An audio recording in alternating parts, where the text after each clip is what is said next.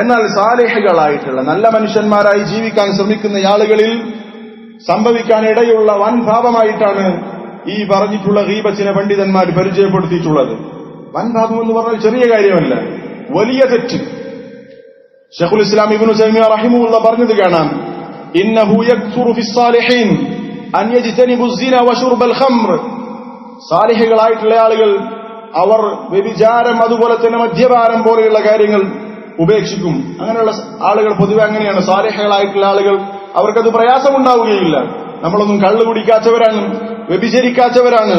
പക്ഷേ അതൊക്കെ ശ്രദ്ധിക്കുന്ന സാലിഹുകളായിട്ടുള്ള നല്ല മനുഷ്യന്മാർക്ക് അവർക്ക് സംഭവിക്കാൻ സാധ്യതയുള്ള ഒന്നാണ് വലാകിന്നഹും യഖഊന ഫീ കബായിരി ദുനൂബി ബിൽലിസാൻ. അവർ വലിയ തിന്മയിലേക്ക് ചെന്ന് ചാടും അവരുടെ നാവ് കൊണ്ട് ചെയ്യുന്ന തിന്മകൾ. മിനൽ ഗീബത്തി വനഹ്വിഹാ, ഗീബത്ത് അതുപോലെയുള്ള നാവ് കൊണ്ട് വരുന്ന വൻപാപങ്ങളിലേക്ക് അവർ ചെന്നു ചാടും.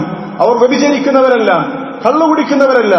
അതൊക്കെ ശ്രദ്ധിക്കുന്ന ആളുകളിൽ സംഭവിക്കാൻ സാധ്യതയുള്ള ചിന്മയാണ് ഈ പറഞ്ഞിട്ടുള്ള ഗീബത്ത് പോലെയുള്ള നാവ് കൊണ്ടുവരുന്ന വൻപാപങ്ങൾ. ചെറിയ തെറ്റല്ല, വൻപാപങ്ങളെ സംബന്ധിച്ചാണ് ഇവിടെ പറഞ്ഞിട്ടുള്ളത്. അതിൽപ്പെട്ടതാണ് നമ്മളിൽ ധാരാളമായി സംഭവിച്ചുകൊണ്ടിരിക്കുന്ന മുസ്ലിം ഉമ്മത്തിലെ മിക്ക ആളുകളും ശ്രദ്ധിക്കാതെ പോകുന്ന ഒരു വലിയ ചിന്മയാണ് ഈ പറഞ്ഞിട്ടുള്ള ഗീബത്ത് അഥവാ പരദൂഷണം പറയുക എന്നുള്ളത്. ഇബ്നുൽ ഖയ്യിം റഹിമഹുല്ലാഹ് പറഞ്ഞത് കാണാം, ചില ആളുകളെ നിങ്ങൾക്ക് കാണാം, അവർ രാത്രി നിസ്കരിക്കുന്നവരാണ്, പകൽ സമയത്ത് സുന്നത്ത് നോമ്പെടുക്കുന്നവരാണ്. പക്ഷേ അവരിൽ സംഭവിക്കുന്ന തിന്മ എന്താണെന്ന് അറിയും, അവരുടെ നാവ് കൊണ്ട് ചെയ്യുന്ന തിന്മയാണ് ഗീബത്ത്, നമീമത്ത് പോലെയുള്ള ചിന്മകൾ, ഏഷണി പരദൂഷണം പോലെയുള്ള ചിന്മകൾ, മറ്റുള്ളവരുടെ അഭിമാനം പിച്ചു ചീന്തുന്ന കാര്യങ്ങൾ. അതിലായിരിക്കും അവർ വ്യാപൃതമാവുക. പക്ഷേ അവർ രാത്രി നിസ്കരിക്കുന്നവരും പകൽ സമയത്ത് സുന്നത്ത് നോമ്പെടുക്കുന്നവരുമായിരിക്കും. അങ്ങനെയുള്ള ആളുകളിൽ സംഭവിക്കാൻ സാധ്യതയുള്ളതാണ് ഈ പറഞ്ഞിട്ടുള്ള കാര്യം, ഗീബത്ത് നമീമത്ത് എന്നുള്ളത്. ഗീബത്തിനെ കുറിച്ചാണ് നമ്മൾ ഇന്ന് സംസാരിക്കുന്നത്. എന്താണ് ഗീബത്ത് എന്ന് പറഞ്ഞാൽ? നബി സല്ലല്ലാഹു അലൈഹി വസല്ലം തന്നെ കൃത്യമായി ഗീബത്ത് എന്തെന്ന് പഠിപ്പിച്ചിട്ടുണ്ട്. ഒരിക്കൽ റസൂലുള്ളാഹി സഹാബത്തിനോട് ചോദിച്ച ചോദ്യം, അതദറൂന മൽ ഗീബ, എന്താണ് ഗീബത്ത് എന്ന് പറഞ്ഞാൽ നിങ്ങൾക്കറിയുമോ? സഹാബത്ത് പറഞ്ഞു, അല്ലാഹു വറസൂലുഹു അഅലം, അല്ലാഹുവും റസൂലുമാണ് ഏറ്റവും കൂടുതൽ അറിയുന്നവൻ. നബി സല്ലല്ലാഹു അലൈഹി വസല്ലം അവർക്ക് പഠിപ്പിച്ചു കൊടുത്തു എന്താണ് ഗീബത്ത്. ദിക്റുക അഖാക ബിമാ യക്റഹ്, നിന്റെ സഹോദരനെ കുറിച്ച് അവന് ഇഷ്ടമില്ലാത്തത് നീ പറയലാണ് ഗീബത്ത് എന്ന് പറയുന്നത്. അത് മിക്കവാറും അവന്റെ അസാന്നിധ്യത്തിലായിരിക്കും, അവനില്ലാത്ത സമയത്തായിരിക്കും അവൻ സംഭവിക്കുക. ഇനി നേരിട്ട് അവനിഷ്ടമില്ലാത്ത കാര്യം പറയുന്നതിനും ഗീബത്ത് എന്ന് പറയും. ഇൻഷാ അല്ലാഹ് നമ്മൾ വിശദീകരിക്കുന്നുണ്ട്. അപ്പൊ സഹാബത്ത് ചോദിച്ചു, ഞങ്ങൾ പറയുന്ന വിഷയം റസൂലെ ഞങ്ങൾ പറയുന്ന വിഷയം അയാളിൽ ഉള്ള കാര്യമാണെങ്കിലോ? അയാളിലുള്ള ഒരു കാര്യമാണ് ഞങ്ങൾ പറയുന്നത്, അയാളെ പറ്റി ഇല്ലാത്തത് പറയുകയല്ല. നബി സല്ലല്ലാഹു അലൈഹി വസല്ലം പറഞ്ഞു, ഇൻ കാന ഫീഹി മാ തഖൂൽ ഫഖദ് ഇഖ്തബ്തഹു, നിങ്ങൾ പറയുന്ന വിഷയം അവനിൽ ഉണ്ടെങ്കിൽ, ഉള്ളതാണ് പറയുന്നതെങ്കിൽ അതിനാണ് ഗീബത്ത് എന്ന് പറയുക, ഉള്ളത് പറയുന്നതിനാണ് ഗീബത്ത് എന്ന് പറയുക. എന്നാൽ വഇൻ ലം യകുൻ ഫീഹി ഫഖദ് ബഹത്തഹു, ഇനി നിങ്ങൾ പറയുന്നത് അവനിൽ ഇല്ലാത്തതാണെങ്കിൽ നിങ്ങൾ അവനെ കുറിച്ച് കളവ് കെട്ടിച്ചമച്ചു പറഞ്ഞവനാണ്, ബുഹ്താനാണത്, കളവാണത്. ഉള്ളത് പറയുന്നതിനെ സംബന്ധിച്ചാണ് ഗീബത്ത് എന്ന് പറയുക എന്ന് നബി സല്ലല്ലാഹു അലൈഹി വസല്ലം പഠിപ്പിച്ചു. നമ്മളൊരു പക്ഷേ ഒരാളെ കുറിച്ച് ഇല്ലാത്തത് പറയുന്ന കാര്യത്തിലൊക്കെ ശ്രദ്ധിക്കുന്നുണ്ടാകും.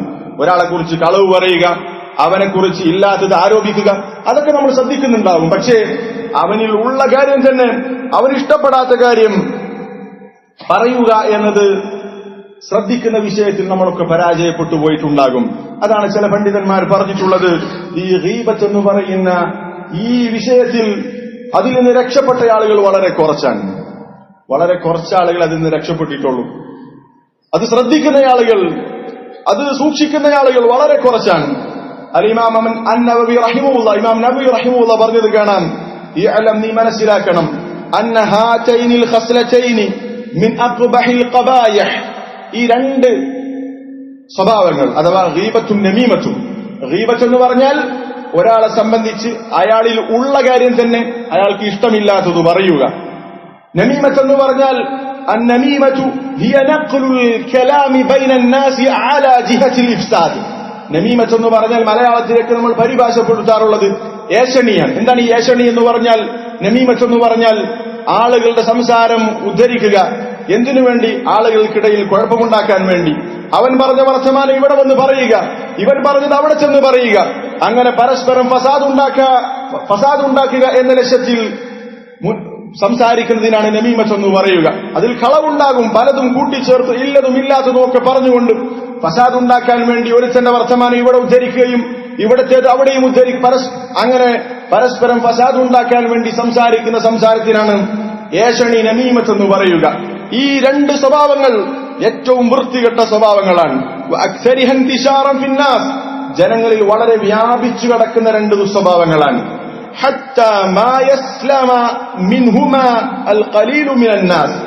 വളരെ കുറച്ചാളുകൾ മാത്രമേ ഈ രണ്ട് തിന്മകളിൽ നിന്ന് രക്ഷപ്പെട്ട ആളുകളുള്ളൂ.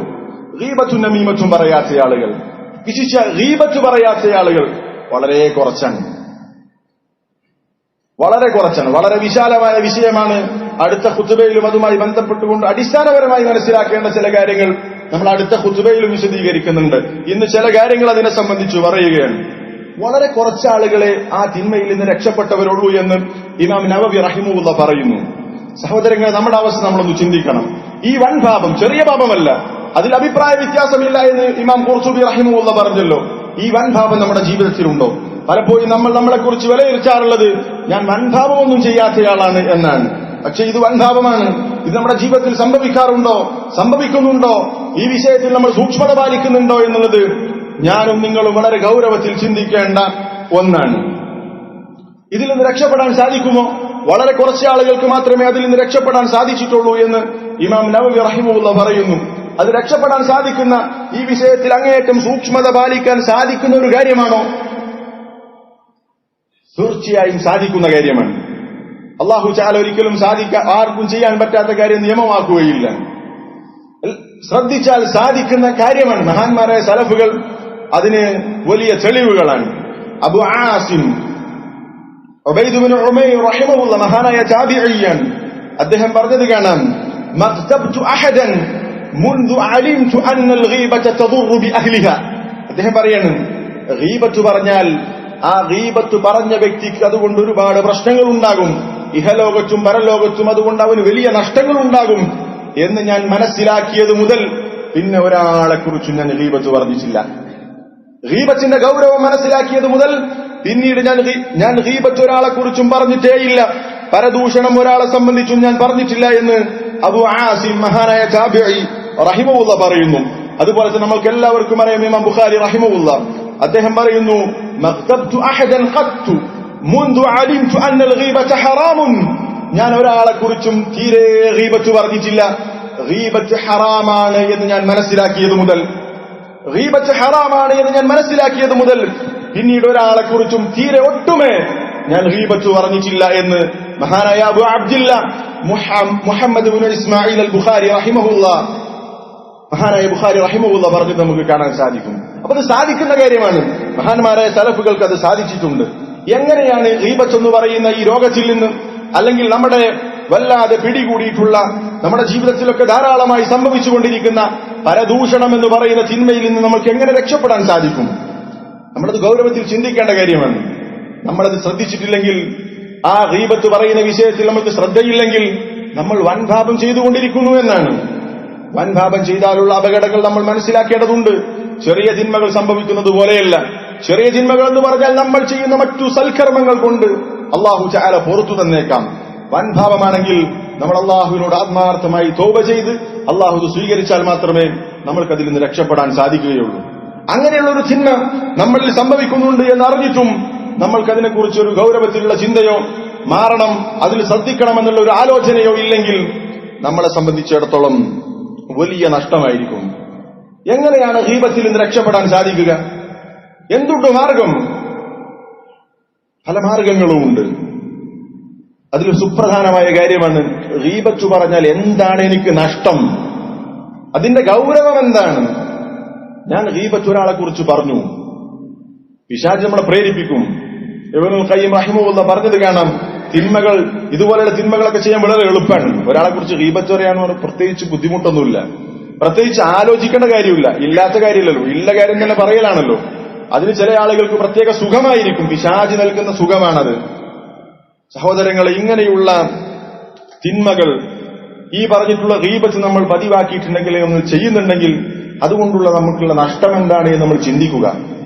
അതാണ് ഇതിന് ഒന്നാമത്തെ പരിഹാരം. അത് നമ്മൾ ചിന്തിച്ചു കഴിഞ്ഞാൽ, ഇങ്ങനെയുള്ള നഷ്ടങ്ങളൊക്കെ എനിക്കുണ്ടാകുമെന്ന് നമ്മൾ ആലോചിച്ചു കഴിഞ്ഞാൽ, വളരെ ഗൗരവത്തിൽ ആലോചിച്ചു കഴിഞ്ഞാൽ, നമ്മൾക്ക് അതിൽ നിന്ന് വിട്ടുനിൽക്കാൻ അതൊരു സഹായകമാകും. അതിൽ പ്രധാനപ്പെട്ട നമ്മുടെ അമലുകൾ പൊളിഞ്ഞു പോകുമെന്നുള്ളത്. അള്ളാഹു നമ്മളിൽ നിന്ന് സ്വീകരിച്ച അമലുകൾ അള്ളാഹു പൊളിച്ചു കളയും.